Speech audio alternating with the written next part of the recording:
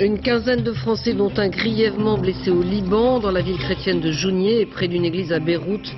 Les civils continuent d'évacuer les zones plus touchées du sud pendant que les étrangers tentent par tous les moyens de quitter le pays. C'est un assassinat terrible, un jeune homme de 19 ans retrouvé mort, le visage tuméfié, un sac plastique bloqué dans la gorge gisant dans une flaque de sang. Ça s'est passé dans une cave à Bobigny près de Paris, les parents et amis sont sous le choc. 3 mois après la disparition du 12, la multiplication des numéros de renseignement téléphonique en 118 rebute les consommateurs. Les appels auraient diminué de 30% et les demandes de bottins seraient, dit-on, à la hausse.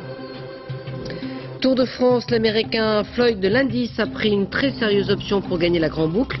Cet après-midi contre la montre individuelle, il a terminé 3e. Il récupère son maillot jaune avec 59 secondes d'avance au classement général.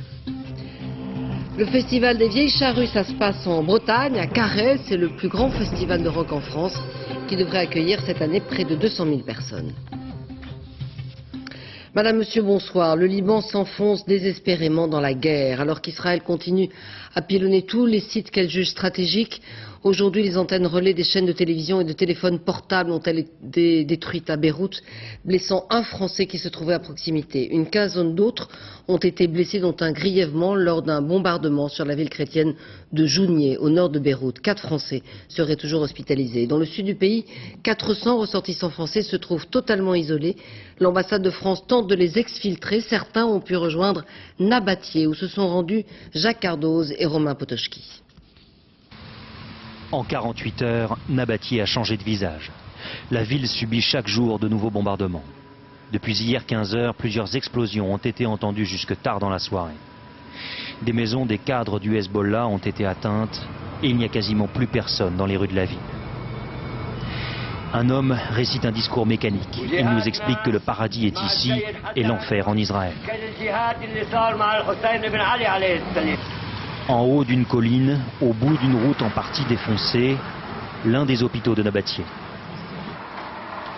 Nous rencontrons l'une des dernières victimes encore présentes sur place car les autres ont été évacués vers le nord du pays. Son récit est aussi simple que lucide. Il nous explique qu'il est sorti acheter du pain et que dans un virage, une bombe a éclaté à ses côtés.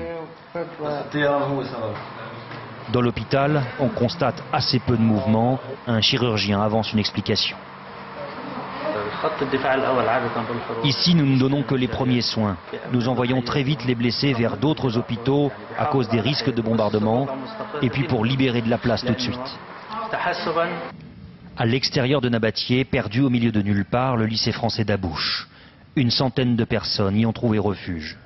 Il y a là des Allemands, des Canadiens, des Finlandais, des Russes et bien sûr des Français, pour la plupart des binationaux. Tous attendent leur évacuation après plusieurs nuits d'angoisse. Je suis triste de quitter la famille, mais bon, je suis assez contente quand même de retourner en France où il n'y a aucun bruit de bombardement et de guerre. J'ai connu la guerre dans les débuts des années 80, mais ce n'était pas la même chose. Cette fois-ci, elle est beaucoup plus intense parce que les bombes sont d'une puissance très très forte. Donc une seule bombe peut détruire des immeubles à plusieurs étages. Désormais, les valises sont prêtes. Il faut encore passer le temps, plus que quelques heures au Liban. En fin de journée, une quinzaine de policiers issus des services de sécurité de l'ambassade de France à Beyrouth sont arrivés pour une exfiltration prévue dans les prochaines heures. Mais avant de pouvoir être évacuées, ces familles vont devoir vivre une dernière nuit d'angoisse. Les bombardements viennent de reprendre ici, autour de Nabatieh. Dans tout le pays, c'est évidemment la panique. 348 morts déjà et des milliers de blessés. Israël affirme qu'il n'envisage pas d'offensive terrestre, du moins officiellement, même si des incursions en territoire libanais ont toujours lieu. Et les bombardements, je vous le disais, visent aujourd'hui les installations stratégiques comme les relais de télévision ou de téléphone. Et des Français qui se trouvaient à proximité ont été blessés. Jérôme Soulard. Beyrouth à nouveau bombardée par les Israéliens. Mais cette fois, il ne s'agit plus de positions militaires du Hezbollah, mais d'antennes relais de la télévision libanaise, utilisées également par la chaîne du Hezbollah. Une nouvelle guerre, celle de l'information et des images, aurait-elle débuté? Elle a fait un mort, un technicien de la télévision nationale. 2 Français réfugiés dans cette église ont même été légèrement blessés. Ça a été un petit peu effectivement un choc quand on a entendu et subi aussi les quelques blessures. Mais heureusement, ce ne sont que des coupures et des points de suture qui ont été faits. On a été, moi, enfin personnellement, j'ai été conduite très rapidement à l'hôpital de Jounieh et l'hôpital Saint-Louis. Au sud du pays, l'armée israélienne continue son pilonnage. Une dizaine de véhicules de transport, des troupes blindées ont cet après-midi encore franchi la frontière, comme ici dans ce village libanais. Des opérations terrestres ponctuelles, indique l'état-major hébreu, pas une invasion durable. En 3 jours, 19 soldats de Tsahal ont été tués dans des combats très durs. À Tyr, au sud Liban, les bombardements continuent. En plein chaos, au milieu des destructions, quelques civils, des femmes et des enfants, restent cachés dans des caves. 11 jours de guerre au Liban et déjà 348 morts, dont 309 civils. Un lourd bilan condamné cet après-midi par des milliers de manifestants dans les rues de Tel Aviv. L'extrême gauche israélienne et les mouvements pacifistes ont réclamé l'arrêt immédiat des frappes sur le Liban. Déjà, un demi-million de Libanais sont venus se réfugier vers le nord, un exode rendu difficile par la destruction des ponts et des routes. Dans les quartiers de Beyrouth, Gilles Marinet et Jean-François Monnier sont allés à la rencontre de ces populations qui ont tout perdu. Cette mosquée est devenue un centre d'accueil pour les réfugiés. Apparemment, les journalistes ne sont pas les bienvenus. C'est interdit de filmer, c'est interdit de filmer. En fait, ce n'est pas nous le problème. Ils ont peur que nos images servent aux services israéliens à repérer le lieu et le bombarder. La plupart d'entre eux viennent du sud Liban. Il y a beaucoup de familles. Il y a les 62 familles. 62 familles. Ce lieu d'accueil des bâtiments annexes de la mosquée est géré par le Hezbollah. Cela s'entend très vite. Si Dieu le veut, nous vaincrons et même s'ils détruisent nos maisons, nous reviendrons chez nous la tête haute. C'est nous le Hezbollah et le mouvement Amal qui aidons les familles ici. Les gens travaillent avec nous, même ceux qui n'approuvent pas notre politique. Cette religieuse de l'organisation Caritas est comme chez elle, dans les centres d'hébergement du Hezbollah. Et pourtant, lors de la guerre du Liban, dans les années 80, chrétiens et musulmans se sont combattus. On est devant l'homme qui est dans une situation de détresse, quel qu'il soit. Travailler avec toute organisation, le Hezbollah compris. Depuis toujours, ça a été comme ça. Mais peut-être maintenant d'une manière plus accentuée, parce qu'il n'y a plus aucune région qui n'est pas bombardée. Et là où on arrive à accueillir les uns et les autres, on est au service de tout. D'autant que la situation s'aggrave de jour en jour. Ils sont plus de 400 dans cette mosquée du quartier de Nabra, l'un des plus pauvres de Beyrouth. Cette collaboration entre chiites et chrétiens est aussi une preuve de réalisme. Les organisations humanitaires ne peuvent ignorer le Hezbollah qui contrôle une partie du territoire et de la population. À Chypre, où accostent tous les bateaux de ceux qui seront ensuite rapatriés par avion, les autorités s'efforcent de calmer et de rassurer ceux qui sont arrivés à fuir les bombardements. Voyez le reportage de Laurent Boussier et Yann Moine. Pour la 3e fois ce matin, le Hierra Piedra débarquait dans le port de Larnaca son contingent d'hommes, de femmes et d'enfants ayant fui le Liban. Il y a beaucoup d'attentes, mais parce qu'il y a 5 bateaux qui sont arrivés en même temps et on ne sait pas trop. En fait, depuis le début de la semaine, c'est près de 20 000 personnes qui, arrivées par bateau civil ou militaire, sont passées par Chypre avant de rejoindre leur pays d'origine. Parmi eux, plus de 3 000 Français, rapidement pris en charge par des membres du ministère des Affaires étrangères. Vous avez un dispositif de tri à la sortie du bateau qui est organisé en fonction des cas que nous jugeons comme prioritaires, notamment les familles avec enfants de moins de 2 ans, les malades évidemment, les personnes âgées. Munis d'un carton rouge, les personnes prioritaires partent tout de suite pour l'aéroport. À raison de 2 avions par jour, 3 pour la première fois aujourd'hui, eux regagnent rapidement la France. Mais normalement c'est bon, tout a été impeccable, c'était un peu long mais avec les gosses, mais on pense aux gens là-bas. Pour d'autres, ce sera plus long. Problème administratif, problème de passeport, problème de famille, certaines situations sont compliquées. Ministre des Affaires européennes, Catherine Colonna est venue à Chypre pour aplanir les problèmes et voir ce qui peut être amélioré. Il s'agit, vous le voyez, de Français qui n'ont pas eu le temps de prendre leur passeport et pour lesquels il faut établir un document de passage qui leur permet d'entrer en France. Après plusieurs jours de flottement, le dispositif mis en place par la France semble maintenant au point et efficace. Mais il reste encore beaucoup de travail. Au Liban, 5000 Français attendent encore d'être évacués. Et Philippe Douste-Blazy, en visite dans la région, appelle à un cessez-le-feu immédiat pour éviter, je cite, la destruction du Liban. Il a confirmé le nombre de Français blessés, je vous le disais, au moins une quinzaine. De son côté, le secrétaire d'État britannique Kim Owells reproche à Israël de détruire des infrastructures civiles et de faire de nombreux morts, une critique inattendue de l'offensive israélienne. Et puis, Ségolène Royal, aujourd'hui, estime que l'action de la France, par la voix du président de la République, va dans le bon sens. Elle condamne le refus des États-Unis de peser en faveur d'un cessez-le-feu. Alors dit-elle que les victimes sont essentiellement des populations civiles et des enfants. La cote de popularité de Jacques Chirac dans ce contexte particulier gagne 11 points selon un sondage réalisé les 20 et 21 juillet par l'IFOP pour le journal du dimanche. Dominique de Villepin, lui, gagne 5 points. En Europe, plusieurs manifestations en faveur de la paix ont rassemblé des milliers de personnes. Ils étaient 2000 à Stockholm. À Londres, ils étaient 7000 du mouvement pacifiste Stop the War, arrêtez la guerre. Rassemblement aussi à Sydney, en Australie, et même, nous vous le disions tout à l'heure, à Tel Aviv, en Israël, en faveur donc d'un cessez-le-feu. En France, c'est un crime sordide qui s'est déroulé à Bobigny, près de Paris. Le corps d'un jeune homme de 19 ans a été retrouvé dans une cave d'immeuble.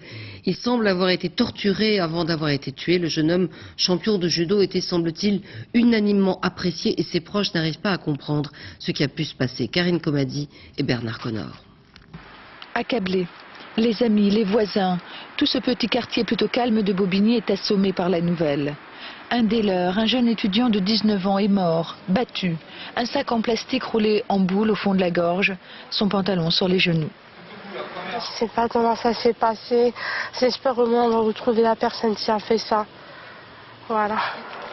C'est dans une cave voisine et similaire à celle où nous emmène le gardien que 4 de ses amis l'ont découvert cette nuit. Ils ont aussitôt appelé la police. Quand ils ont sorti la poubelle à 7h30, il était la poubelle là, tout plein de sang. Là, hein. Et le mort était là. C'est le même coin qui s'est passé à l'avant. Les caves, c'est là où se retrouvent les jeunes du quartier. Ils y ont même installé une télé et des jeux vidéo. Il n'y a pas que des jeunes du quartier. Pas que des jeunes du quartier. Il faut venir d'autres jeunes? Ouais. De où? Des gens qui viennent du Bourget ou je ne sais pas où, mais ils n'habitent pas ici. Et les gens qui viennent, ils sont calmes? Non. Qu'est-il arrivé hier soir? Avec qui ce jeune homme sérieux et sportif a-t-il passé la soirée? Ses amis parlent d'un guet-apens et excluent le règlement de compte. Problème de drogue, ni aucun d'alcool, problème de même business, rien du tout. Il n'aime pas se bagarrer avec les gens, il est sportif et fait du judo. Le jeune champion de l'équipe de France de judo devait livrer une compétition la semaine prochaine en Angleterre. Les auditions de ses amis, son autopsie, devraient permettre à la brigade criminelle d'en savoir un peu plus sur sa mort mystérieuse. La jeune malienne de 19 ans, Aminata, expulsée cette semaine vers Bamako en dépit de la mobilisation de plusieurs associations, espère pouvoir revenir en France. Nous avons suivi son trajet vers Bamako, à Morée-Guibert avec Patrice Vanoni. De retour dans les rues cabossées de Bamako. La veille, Aminata était encore en France, une lycéenne de 19 ans qui attendait son expulsion. Née à Aubervilliers, Aminata a grandi au Mali. L'année dernière, elle a rejoint l'un de ses oncles en Alsace pour passer le bac. Sans papier, elle a été arrêtée lors d'un contrôle de routine. Suivront 15 jours dans un centre de rétention. Jeudi matin, vers 7h, ils sont venus me chercher. Ils m'ont dit, les gendarmes ils m'ont appelé. Ils m'ont dit oui, Aminata, il faut vous préparer vite. Vous prenez toutes vos affaires. Donc, j'ai demandé mais pourquoi, qu'est-ce qui se passe? Ils sont partis. Ensuite, j'ai appelé un autre gendarme. Je lui ai demandé mais qu'est-ce qui se passe avec moi ce matin? Pourquoi je dois prendre mes affaires? Je vais voir le juge ou je sais pas. Ils m'ont dit non, vous allez à l'avion. Jeudi après-midi, aéroport de Roissy. Au pied de l'avion pour Bamako, des fourgons de police viennent d'amener Aminata et 2 autres maliennes expulsées. Dans l'aérogare, une cinquantaine de manifestants tentent de convaincre les passagers de protester dans l'avion pour retarder le vol. On ne peut pas accepter de voyager, d'ailleurs, alors qu'on a payé un billet d'avion normal, dans une sorte de fourgon cellulaire volant. Mais les passagers ne feront rien, décollage sans encombre. Aminata est au fond de l'avion, sans menottes pendant le vol. Les policiers qui l'encadrent nous empêcheront de filmer. De retour au pays, Aminata espère pouvoir un jour retourner en France. J'ai juste envie d'aller en France, c'est juste pour les études. Voilà, je compte pas y vivre. Moi, c'est juste pour les études parce que voilà, c'est clair qu'à Bamako, c'est pas la même chose. Mais Aminata ne rentre pas dans le cadre de la circulaire Sarkozy et comme elle n'a pas réussi son bac, elle ne pourra obtenir un visa d'études pour retourner en France. Le 118 fait un flop. Trop de numéros, des tarifs opaques et des services approximatifs. Les 28 opérateurs qui ont dépensé beaucoup d'argent en communication se montrent moins efficaces quant aux résultats. 3 mois après la suppression du 12, les appels vers les renseignements auraient baissé de 30%. Christelle Marty et Alexandra Renard. Nous avons voulu tester les services du 118. Nous choisissons au hasard ce magasin. Et voilà ce que nous obtenons en appelant plusieurs opérateurs. D'un magasin de brocante, Paris 18e, qui s'appelle L'Art, plus loin Maniac. Oui, mais j'ai bien compris, mais je n'obtiens pas de réponse. C'est un restaurant que j'obtiens ce nom. Et quand on obtient un numéro, 01 42, ensuite 60 80, il est inexact. Des renseignements pas toujours fiables et surtout une ribambelle de numéros, on s'y perd. 118, il y a quoi d'autre? 118, 218, 118, mais je crois qu'il y a 118, 500 et quelques. 118, 218. Les Français ont l'air dans la tête, mais ils ont du mal à s'y faire. 30% d'appels en moins vers ces numéros, 85% des consommateurs ne les utilisent jamais. J'ai besoin d'une adresse ou je cherche quelque chose, je regarde sur Internet. Presque rarement. Sauf peut-être un dernier recours. Ils n'ont rien amené de mieux que ce qu'a amené le 12 avant. Si ce n'est de l'opacité tarifaire, de la jungle tarifaire, des prix exorbitants depuis les mobiles. Pour un service rendu, comptez de 56 centimes à 1,35 € suivant les opérateurs. Ajoutez à cela le prix de la communication jusqu'à 1,50 € la minute. C'est plus cher que l'ancien 12.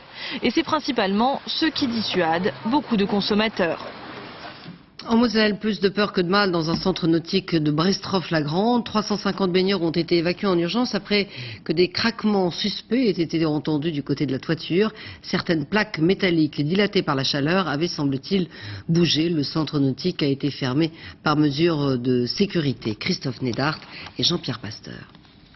Impossible d'accéder au centre nautique du Cap-Vert. Un périmètre de sécurité a été mis en place par les gendarmes. Hier soir, 18 h. La piscine est bondée.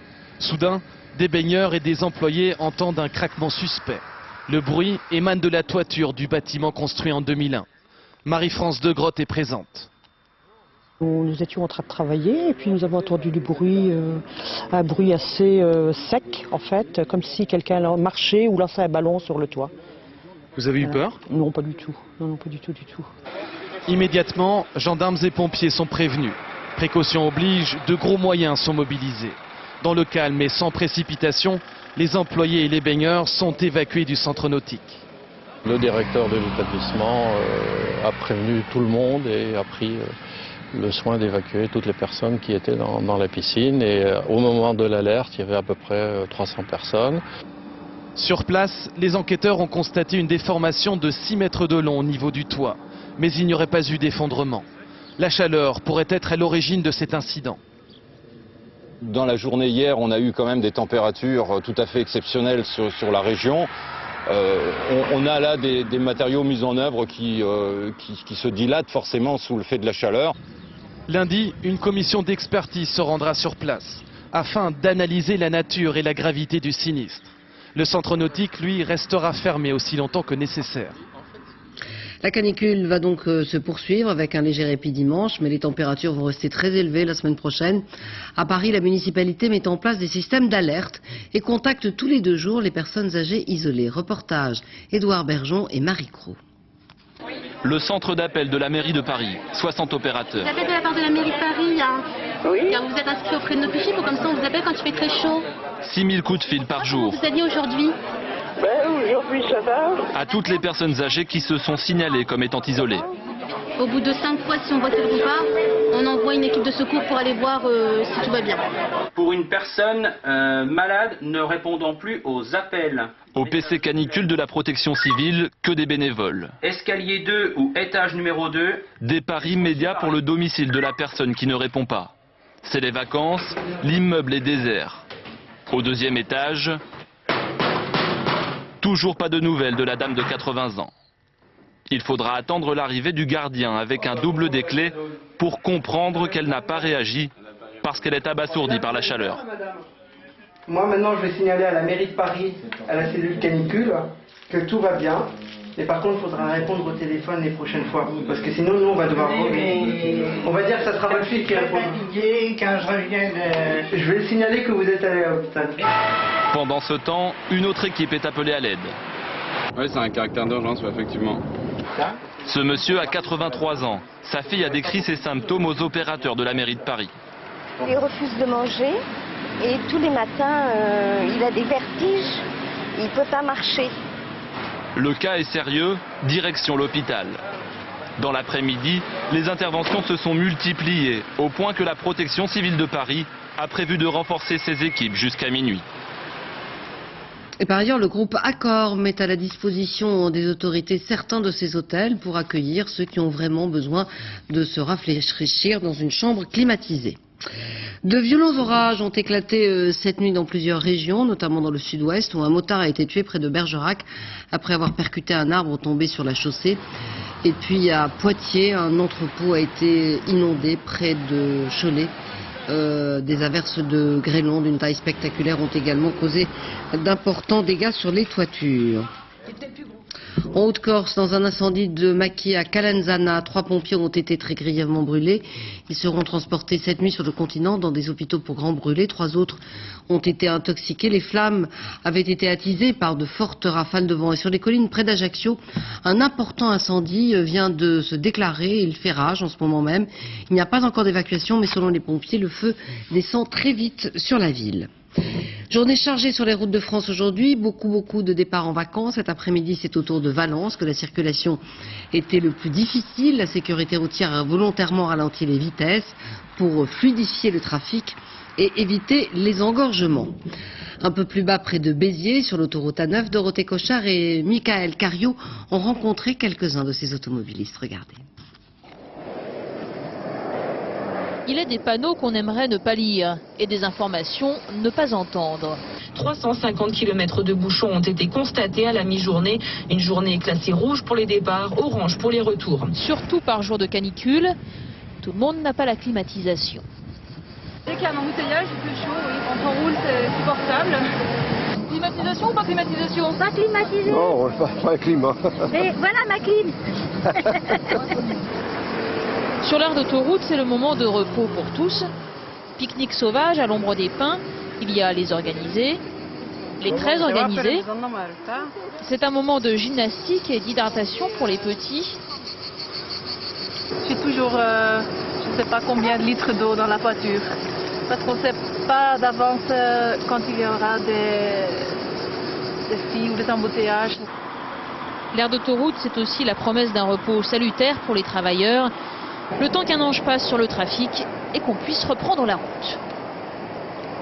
Les plus prévoyants, les plus fortunés surtout, ont neutralisé les petits monstres. La preuve, voici les enfants les plus calmes du monde. Un grand merci aux écrans plasma. Un dernier petit souhait d'automobiliste peut-être juste avant de prendre la route. Que je gagne le loto ce soir en rentrant, que j'y ai joué. J'ai joué au loto pourvu que ça rentre, après le reste. Après le reste, eh bien, le trafic s'est progressivement résorbé. Les histoires de bouchons se terminent pas trop mal, en général. Et justement, d'autres ont choisi le train, moins stressant et parfois plus rapide et plus sûr que la voiture, avec évidemment les équipements nécessaires pour s'alimenter, se désaltérer et aussi se distraire pendant le voyage. Reportage Bruno Timsit et Francis Forget. Avec un éventail, avec un billet de train ou bien avec un simple bout de papier, c'est le geste à la mode ces temps-ci dans les gares parisiennes. Pour tenir le choc face à la canicule, autre accessoire indispensable, la bouteille d'eau. Surtout avec des enfants, c'est une question d'organisation. Nous sommes bien équipés, nous avons de l'eau, des jus. Voilà. Et on en a aussi dans la valise, on est bien équipés. En tout, la SNCF prévoit 1 300 000 personnes dans les gares parisiennes ce week-end pour le premier chassé-croisé des vacances. Donc nous avons environ 700 trains de prévus ce week-end pour Gare de Lyon, donc ce qui équivaut à peu près 350 trains à l'arrivée et 350 trains donc au départ sur tout le week-end. C'est donc à la gare de Lyon le point de rencontre entre deux groupes bien distincts. D'un côté ceux qui partent, ravis de dire au revoir au quotidien. On va pêcher, on va aller à la mer, on va faire plein de choses. De l'autre, il y a ceux qui rentrent prêts à s'engouffrer dans le métro avec des souvenirs plein la tête, mais déjà des préoccupations beaucoup plus sérieuses. On se dit bon ça y est, il faut reprendre au mois d'août, il va encore faire chaud et le boulot va recommencer, et voilà quoi. Mais sinon non, ça va. Non, on regrette pas, c'était vraiment super. Le week-end prochain, ce sera le plus grand chassé-croisé de l'été entre juilletistes et haussiens. Et avec ces fortes chaleurs, les contrôles sanitaires dans les lieux de restauration se multiplient. Les restaurateurs, il faut dire, ne respectent pas toujours les normes d'hygiène, comme le montre ce reportage à Saint-Cyprien dans les Pyrénées-Orientales de Dorothée Cochard et Michael Cariou. Bonsoir monsieur, service vétérinaire. Contrôle inopiné dans un restaurant de plage. Vous vous lavez les mains où ? 90% des restaurants travaillent aujourd'hui avec des produits congelés, ce qui est légal, mais sont-ils bien conservés? Qu'est-ce que vous vérifiez? Alors je vérifie la température, si c'est bien un produit acheté congelé. Donc il a conservé à moins 18. Je vérifie la date limite de consommation, si c'est bien un produit autorisé pour la mise sur le marché. Pas de problème. La dorade de l'Ardoise, en revanche, elle pose problème. On affiche une dorade royale et on sert une dorade ordinaire. Une facture du 17. C'est comme si vous appeliez du charolais, une vache laitière ou un truc comme ça. Donc vous ne pouvez pas présenter à la clientèle dorade si vous servez des filets de dorade royale. Donc vous allez me l'enlever s'il vous plaît. Autre restaurant et autre infraction. Le poisson vient d'où? Poisson, marée service, métro et... Les poissons sont à 10 degrés. 10 au lieu de 2 degrés. Soit vous rajoutez de la glace, soit vous changez votre frigo.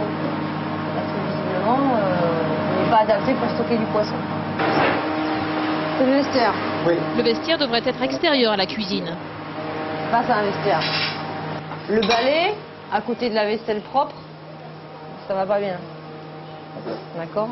Le balai, il est sale. Par définition, le balai est sale. La vaisselle, si elle est propre, c'est pas la peine de la salir avec le balai. Après, il faudra vous faire livrer par le Père Noël des couvercles pour les poubelles. Circonstance aggravante, le sol mal nettoyé, les aérations non bouchées qui attirent forcément des habitants indésirables. Si vous avez des cafards là, ils vont pas partir. On est en début de saison, du moins, ils partiront pas comme ça. Voilà. Et ça... Le restaurant devrait payer environ 1 000 € d'amende. Depuis le début de l'année, 170 établissements ont été contrôlés dans le département. 20 ont été sanctionnés, 2 ont été fermés. Sur la plage, abandonnée coquillages et crustacés, c'est vrai dans la chanson, mais dans la réalité, c'est un peu moins glamour. Plage poubelle où détritus des fêtards de la nuit et des baigneurs de la journée doivent être ramassés tous les matins. Reportage à Biarritz sur la grande plage devant le casino avec les équipes de nettoyage, Julien Beaumont et Nathalie Gallet. Ce n'est pas beau une plage le matin. À première vue, la nuit a été agitée à Biarritz. D'ailleurs, certains fêtards n'ont pas eu le courage de rentrer chez eux. Tous les jeunes le soir qui viennent, ils laissent tout par terre et c'est vrai que c'est aussi sale que ça, pratiquement tous les jours. 7 heures, le grand nettoyage commence. 8 personnes et un ordre de bataille bien rodé. Il y a des bouteilles partout, donc c'est ramassé à la main pour pas que la cribleuse les écrase. Et on ramasse après tout à la pelle normalement. Ça prend combien de temps? 1h30. Ensuite, la machine passe à l'attaque. La cribleuse se charge de balayer la surface du sable. Une solution idéale pour redonner un coup de propre. Est-ce que ça abîme le sable? Pas du tout. Pas du tout. C'est un système de criblage sur à peu près 20 cm. Le sable est complètement criblé, complètement nettoyé. Non, non, pas du tout. Au contraire, on régénère un peu le sable et c'est quelque chose de très bien. Au réveil, certains risquent d'avoir quelques surprises. Les promeneurs matinaux, eux, se sont rendus compte du travail accompli. Si on vient et que c'est sale, c'est pas très agréable non plus, pour nous, pour marcher par exemple, s'il y a des bouts de verre ou quoi, non, c'était très bien. Cette action se déroule également en mer. Un bateau de pêcheurs, 2 jet skis, un ensemble très mobile qui va pendant 4 heures traquer le moindre déchet dans l'eau. Objectif, nettoyer avant que cela n'arrive sur la plage. On trouve un petit peu de bois flotté, des troncs d'arbres parfois, ça arrive aussi. Mais principalement, oui, pas mal de plastique et des papiers, des bouteilles plastiques, des choses comme ça. 2000 tonnes sont ainsi récupérées tous les ans. Coût 700 000 € pour la municipalité. Un service sur terre et sur mer qui fonctionne 7 jours sur 7 pendant les vacances. Tour de France, l'Ukrainien Onchar a remporté la 19e étape à Montceau-les-Mines, mais c'est l'Américain Floyd Landis qui endosse le maillot jaune de leader. après sa 3e place dans le contre-la-montre cet après-midi. En tête donc devant Pereiro, il est pratiquement assuré de la victoire finale demain à Paris. Julien Benedetto. Comme au plus beau jour de l'ère Armstrong, un tourbillon médiatique entoure le premier sacre de Floyd Landis. Accolade amoureuse, félicitations du dauphin, épilogue de ce 22 juillet 2006 où Landis, le Ménonite de Pennsylvanie, est devenu un vainqueur du Tour de France. J'ai déjà goûté 3 fois à cette joie en tant qu'équipier de Lance Armstrong, mais là, c'est moi et moi seul qui porte le maillot jaune. Je suis vraiment très heureux. Au départ de ce contre-la-montre décisif, ils sont 3 à rêver. L'Américain Landis 3e, l'Espagnol Sastre 2e et son compatriote Pereiro, maillot jaune, se tiennent en 30 secondes au classement. Dès les premiers kilomètres, Sastre, hors du coup, sort de la course au podium. Pour la victoire finale, c'est un match à 2 entre Landis et Pereiro. 1 minute d'avance sur Sastre au premier temps intermédiaire. C'est du bon travail, c'est du bon travail, allez! Duel inégal. Pereiro n'est pas un spécialiste de l'exercice. À mi-course, l'affaire est entendue. Pour la victoire aujourd'hui, il aurait fallu un jour sans de Floyd Landis, mais il a été très fort. Je suis content d'être 2e.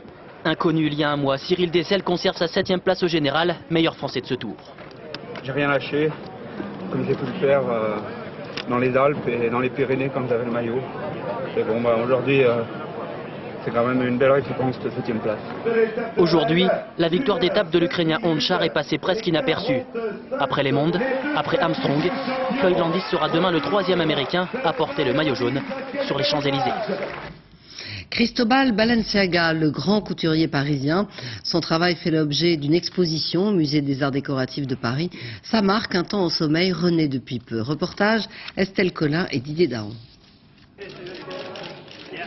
Hugh Grant, dans un musée parisien, l'événement est forcément d'importance. L'hommage à un des couturiers majeurs de ce siècle, Cristobal Balenciaga. Son style, l'épure de la haute couture. Un style étonnamment avant-gardiste, radical, pour quelqu'un qui n'aimait habiller que les femmes riches et célèbres. Né en 1895, il écrit les plus belles heures de la couture. Cristobal va s'acharner sur la construction du vêtement. Pendant 50 ans, il va travailler tous les jours sur cette même construction pour la simplifier au minimum, à l'essentiel, une seule couture, comme une ligne, l'abstraction la plus pure. Cristobal Balenciaga détestait le jeu des interviews. Il n'existe aucun document d'archives, mis à part ces quelques secondes volées d'un essayage de l'été 65. Possédé par l'obsession de la perfection, il recommence, découpe, recoupe, remet à plat, refait indéfiniment la toile à la recherche d'un absolu. Dans la lignée d'un Cristobal, Nicolas Ghesquière. Depuis 9 ans, cet autodidacte redonne vie à un mythe, sans nostalgie. En aucun cas, nous ne sommes héritiers de Cristobal Balenciaga, puisque c'était une maison de couture. Aujourd'hui, c'est une maison de prêt-à-porter de luxe. Et puis, bien sûr, on utilise les codes, on les respecte, on les développe. Mais je pense qu'il y a aussi une nouvelle histoire qui a commencé. Après un long silence de presque 40 ans, Balenciaga reprend sa place. Comme le maître Nicolas Ghesquière, épingle tradition et science-fiction, obsession du détail et construction novatrice. J'ai le sentiment d'avoir fait un voyage à travers le temps. 60 ans, juste à travers des vêtements. À tout juste 35 ans, Nicolas Ghesquière fait aujourd'hui partie des 100 personnalités les plus influentes du monde, d'après le Time Magazine. Déjà presque une légende. Johnny Hallyday s'est produit jeudi soir au Festival des Vieilles Charrues à Carhaix en Bretagne. C'est le plus grand rassemblement rock en France qui accueille les grands noms bien sûr, mais qui n'oublie pas de laisser la place à des groupes plus anonymes. Reportage Olivier Lenouza et Grégory Vasseur. Le Stade de France du rock. Carhaix, 200 000 spectateurs, 50 000 chaque soir. En vedette, Placebo. 10 heures de musique quotidienne non-stop. Le rendez-vous des têtes couronnées de la chanson.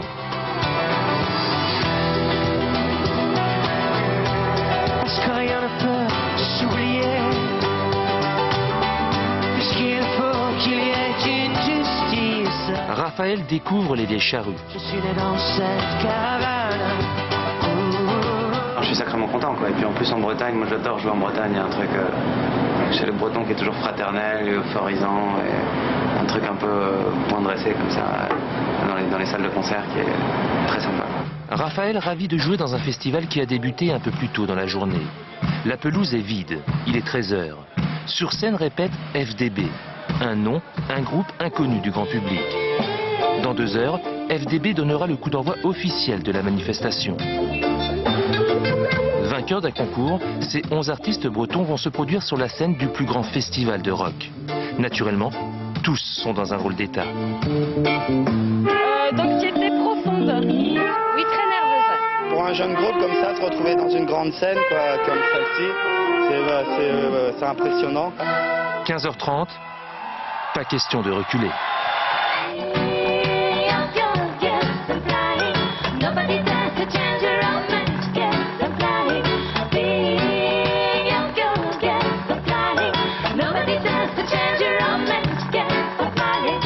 Une heure passée sur scène. Super grand moment, magnifique.